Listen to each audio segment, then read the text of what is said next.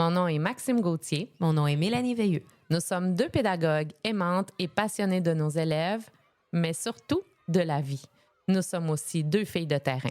Le temps d'une récré se veut un échange de stratégies qui rend notre quotidien plus léger et plus agréable. Tout ça sans prétention. Prenons le temps de nous déposer. Bonne écoute. Allô, Mélanie! Bonjour, Maxime! Et j'espère que tu vas bien et que tu es prête pour le sujet de notre récré qui est... La boîte à outils pour une discipline positive et efficace. Boîte à outils. Oui, bonne idée. Puis moi, dans ma tête, on dirait que ça sonne tout le temps boîte à surprise, mais loin de la surprise, la discipline contraire. efficace, ça nous évite des surprises, Ouais. c'est ça. Alors, aujourd'hui, on va vous parler de techniques d'impact pour avoir une discipline claire. Vos élèves doivent connaître les pourquoi, les comment de chaque moyen de discipline que vous allez utiliser. Puis, quand on va faire ce choix de moyen-là, il faut s'assurer que ce moyen de discipline est viable pour nous et qu'on est à l'aise puis qu'on va être capable de pouvoir l'assumer. Ouais, moi, j'appelle ça trouver sa couleur. Tu sais, il y a une façon, il y a une forme de discipline qui nous colle bien puis qu'on va être capable d'appliquer parce que c'est ça l'affaire, ça demande de la constance et de la cohérence de la discipline. Si tu as fait une fois de temps à autre, Ça quand ça te fonctionne pas. tente, ça ne fonctionne pas. Donc, on va vous donner des différents moyens. Vous allez voir là-dedans. Des fois, vous pouvez juste vous en inspirer pour le mettre à votre couleur, mais ça peut donner des bons points de départ. Par exemple, un tableau des émotions avec des pictogrammes ou des photos. Et les enfants peuvent pointer comment ils se sentent. Ça facilite l'expression, la verbalisation. Puis, nous, on peut nommer aussi des affaires là-dedans. Tu sais, souvent, les enfants, ils n'ont pas le bon mot. C'est mélangeant les émotions. Fait que d'aller l'aider dans tout ça avec des pictogrammes, ça peut amener à dédramatiser des situations, puis ça évite justement de s'en aller dans toutes les directions. Il y a aussi des cartes de solution au conflit. Donc, il y a un petit conflit et l'enfant peut aller piger dans un bac une carte d'action très, très simple pour résoudre sa dispute. Donc, je vais prendre la carte du partage parce que mon ami et moi, on ne veut pas se partager le camion. Donc, je vais prendre la carte du partage. Donc, ça va être la solution et comment je vais faire pour partager. Il peut avoir une carte de demande d'aide. Il peut avoir une carte de jeu à tour de rôle. Il pourrait même avoir une carte de minuterie pour partager le jeu un temps donné entre les deux. Moi, j'aime beaucoup aménager un coin calme. Puis ça, souvent, c'est un espace douillet avec des coussins, des toutous, des livres. Mais moi, j'en fais souvent un aussi. Comme cette année, j'ai des enfants qui ont des plus grands défis, mais je les fais en dessous de mon bureau. Fait que c'est vraiment comme une petite bulle, un petit cocon, puis je mets un petit panier avec toutes sortes de choses qu'ils aiment. Un petit sablier, toutes sortes de choses comme ça, puis ça les aide à aller se tempérer sans avoir tout le temps une stimulation visuelle autour d'eux. Tout à fait. Dans ma classe, j'ai des sabliers aussi de différentes durées. J'ai des 3, 5, 10 minutes. Ça aide les enfants à visualiser le temps d'attente ou le temps alloué à une activité. S'il y a un retrait à avoir aussi, ils savent combien de temps il reste. Puis moi, j'aime beaucoup terminer le retrait avant la fin du sablier pour reprendre un petit moment avec eux pour avoir le temps de discuter. Il y a un tableau aussi qu'on peut créer avec des règles de la classe illustrée. Puis ça, c'est drôle parce que c'est quelqu'un dans une causerie pédagogique qui nous avait donné c'est vrai. cette idée-là. Fait que, tu sais, on fait les balados, mais vos idées, dites-vous qu'ils nous servent aussi. Puis ça, je trouve ça bien. Les règles sont illustrées. Fait que tu peux juste la pointer. Au lieu, tu sais, il faut penser aussi à comment pas s'user la voix. On est tanné de répéter, on le répète souvent qu'on est tanné de répéter. Bien, justement, trouvez-vous des moyens pour vous aider un petit peu. Oui, elle disait, elle appelait ça, je pense, les pictos de ce que je m'attends de toi ou ce que je veux voir, je pense. Là, tu sais, quelque chose comme ça. Là, en tout cas, mais c'était super. Je pense qu'elle avait aussi fait ce que je veux pas voir. Fait que, si l'enfant fait quelque chose qui est inadéquat, ça, c'est non. Oui, tout à alors fait. là, au lieu de répéter le comportement, tu fais juste ça, c'est non. C'est facile. T'sais. Vraiment. Puis, expliquer clairement l'utilité de chaque outil. Justement, pourquoi on a ça dans la classe? Bien, c'est pour t'aider à bien te comporter, qu'ils ne voient pas ça comme des choses négatives, mais c'est pour t'aider à te tempérer, à retrouver ton calme, de le nommer de façon positive. C'est quoi ces outils-là? Puis que l'enfant puisse, quand tu l'as expliqué clairement, chaque outil, avoir un choix quand il en a besoin. On va mettre l'accent aussi beaucoup, beaucoup sur la prévention. On va travailler en amont.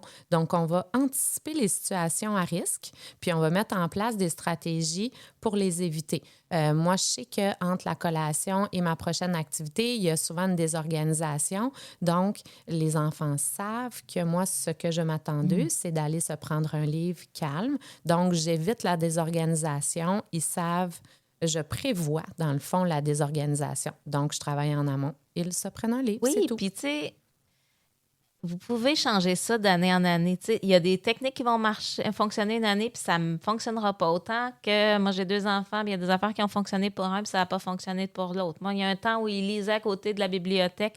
Là, cette année, c'est pas possible. Tu dois amener ton livre à ta place. Fait adaptez aussi vos choses selon la cohorte que vous avez. Tout à fait. Puis là, on va passer à une autre partie. C'est les techniques d'impact pour une discipline positive en groupe et de façon individuelle. Donc, ce qui punch et ce qui fonctionne. Le premier, le ton de la voix. Il ne faut pas négliger l'impact des variations de voix sur un groupe. Plus les enfants parlent fort, plus tu dois baisser ta voix pour avoir l'attention. C'est sûr que tu dois faire un signe, mettons, avec une lumière ou une clochette, mais tu peux faire le signe de la clochette, commencer ta voix très forte et diminuer vite, vite, vite le ton de voix. Comme ça, les enfants, ils vont se dire « Ah, j'ai perdu, qu'est-ce qu'il a dit? » Donc, le calme va revenir. C'est l'effet entonnoir de la voix qu'on appelle. Parfois, bien, on va peut-être hausser le ton, mais il faut vraiment bien choisir les moments où on va hausser le ton parce qu'il doit y avoir un impact. Si on hausse le ton 3 fois par jour, il n'y aura plus jamais d'impact si tu l'hausses 1 fois par semaine. Par contre, les enfants vont savoir que là, ils ont peut-être dépassé les bornes. Donc, par contre, un moment dangereux, ça mérite un haussement de voix, on le sait, n'importe quand. On le sait. Puis, tu sais, moi, je le nomme mon haussement de voix. Ça, c'est ma voix de dragon. Alors, j'ai même pas besoin de la hausser si fort dans mon ton, dans ma façon de le dire, puis ça va avec le rythme de ma voix. Fait. Quand je suis fâchée et je parle comme ça, j'ai pas besoin d'hausser plus fort que ça. Là, mon ami, j'utilise ma voix de dragon. Ils savent très bien que ce n'est pas ma voix de chaton. Exactement. T'sais? Alors, puis moi, j'utilise toujours la méthode du disque rayé. Je le dis tout le temps. Je l'aime. Celle-là, c'est la plus efficace pour moi. Oui. Puis moi, ce que j'aime, c'est M. Marc-André, quand il va en éducation physique, il utilise toujours le rythme dans sa voix. Puis. C'est parce que, tu sais, quand les enfants arrivent, ça va être bonjour, les amis. Et ça, le bonjour, les amis, ils savent que c'est là, tu dois être prêt à m'écouter. Fait que ça. C'est comme le chemin dans le cerveau se fait. Ah, ça, c'est juste pas un coup de sifflet, c'est bonjour, les amis. Bonjour, Monsieur Marc-André. Oui. Concentration. Fait que, tu sais, c'est fait, c'est simple. Ils ne s'usent pas besoin de répéter des phrases fatigantes pour les enfants. C'est simple. Vraiment. Il y a aussi la posture, la discipline positive, bien, ça passe par la création d'un lien. Puis ce lien-là, il va se développer dans une posture d'ouverture envers les élèves. La posture, ça manifeste ta solidité dans la classe, ta solidité en tant que personne. Recule tes épaules, sois grande, tu n'auras même pas besoin de parler fort si tu te tiens droite comme ça. Cette posture-là, elle doit te permettre de faire un balayage visuel aussi de ta classe ou de la cour d'école. Puis, il doit être complet, ton balayage. Donc, tu peux aller vraiment éviter des situations en balayage visuel, les voir, puis travailler en amont. Puis on le dit beaucoup à nos stagiaires, hein? Les gens qui sont jamais venus dans une classe, l'impact de ta posture. Plus tu vas être solide devant tes élèves, plus tu vas être une montagne, plus ils vont le sentir. Oui. Ça se ressent sur eux. T'sais, dans ta classe, là, c'est toi qui es le phare. Puis les enfants, ils doivent le sentir.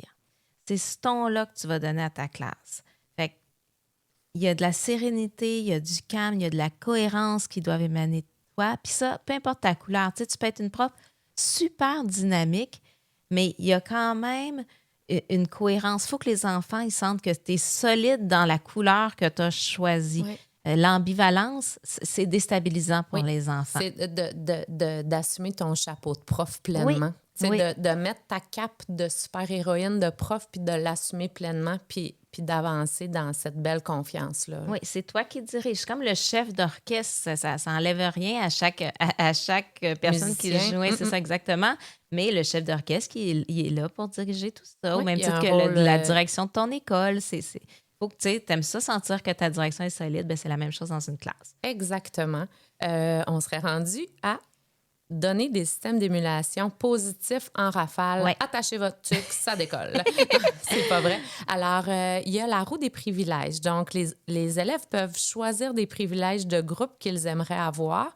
Puis, on fabrique une roue qui tourne avec ça. Puis là, on tourne la roue. Puis là, aujourd'hui, vous avez gagné le privilège, vous avez fait des beaux efforts. Donc, ce sera une récré allongée ou, mettons, un dessin spécial à la relaxation. Vous pourrez apporter des jeux de la maison, un toutou. Tu sais, vraiment une roue là, excitante. Là, ouais, des c'est le privilèges fun. excitants. Ça donne le goût. Tu sais, moi, j'aime ça, faire des petites médailles, puis je les adapte au thème. Tu sais, la plupart du temps, c'est des petites étoiles. Puis là, par exemple, si on a le thème des dinosaures, ben, j'en dessine une en forme de dinosaure. Là, mettons, c'est la fin de l'année, je vais faire des fleurs. Puis là, ben, à Noël, c'est une médaille de Noël. Ça fait juste ramener un petit peu de vie là, dans la classe. On l'avait apporté dans un autre balado ou c'est peut-être dans une de nos causeries, le bingo des consignes. Donc, on fait vraiment comme une vraie carte de bingo avec 9 cases. Puis, dans chaque case, on met une consigne importante à respecter. Puis, quand la consigne est respectée, bien, on met un X. Puis, quand la carte est justement est biffée au complet, bien là, il y a un privilège qui va au bout de ça. Puis tu peux avoir aussi un pot avec des macaronis ou des petits pompons, quelque chose qui se remplit au fur et à mesure que les enfants font des bons coups. Puis quand le pot est plein, ben, tu pourrais aller tourner ta roue de privilège, par exemple. Bien voilà. Puis toi, tu as ton système d'émulation par table aussi que tu adaptes selon tes thèmes. Oui, ça peut m'arriver, par exemple, je vais mettre une fusée si on est dans le coin de l'espace, puis là, ils vont aller colorier des petites étoiles, des choses comme ça. Tu sais, c'est juste pour faciliter. Puis je l'adapte d'année en année selon la cohorte que j'ai. Des fois, c'est plus des petits systèmes individuels, des fois, c'est plus des systèmes de groupe. Ça dépend. Et voilà. Puis on fait quoi, Mélanie, avec un enfant qui en a besoin? Oui, il y a des enfants qui en ont besoin, qui ont besoin d'un temps d'antenne juste pour eux. Fait que il faut trouver une façon de leur donner une attention positive. Fait que moi, souvent, j'ai utilisé une petite feuille de route avec quelque chose qui est symbolique pour eux. Ça peut être il y en a qui vont choisir une manette de jeu vidéo, d'autres un ballon, d'autres ça va être, j'avais à un moment donné des petites étoiles justement, des petites coccinelles. Puis là, ben quand ils ont rempli ça, tu sais, à chaque fois qu'il y a quelque chose de positif qui se passe, ben on va colorier un des dessins. Puis après ça, ben ils peuvent choisir un jeu spécial dans mon armoire. Des fois, ils choisissent juste de venir s'asseoir à côté de moi puis de colorier. Ouais. Souvent, là, on s'imagine qu'ils ont besoin de choses extraordinaires, mais c'est souvent des petites choses, puis c'est surtout d'être avec nous puis sentir qu'on les accepte dans ce qu'ils sont. Oui, qu'on est fiers d'eux. Ils ont besoin d'avoir notre approbation. Exactement. Oui. Et on va terminer par notre mot doux. Oui. Alors, avec de la patience, de l'attention et de l'amour. Toutes les fleurs s'épanouissent. Alors, créons des bouquets. Oh! Merci.